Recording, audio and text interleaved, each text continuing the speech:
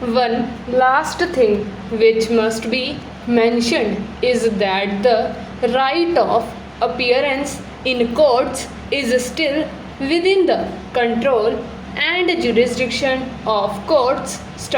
Section 30 of the Advocates Act has not been brought into force, and rightly so. Control of conduct in court can only be within the domain of courts.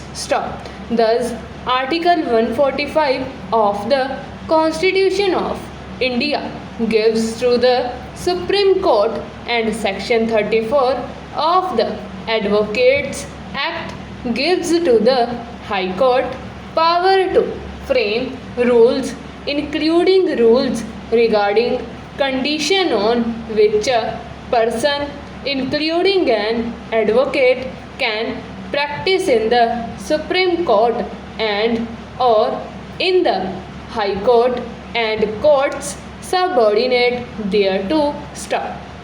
Many courts have framed rules in this behalf. Such a rule would be valid and binding on all. Let the bar take note that unless self-restraint is exercised, courts may now have to consider framing specific rules debarring advocates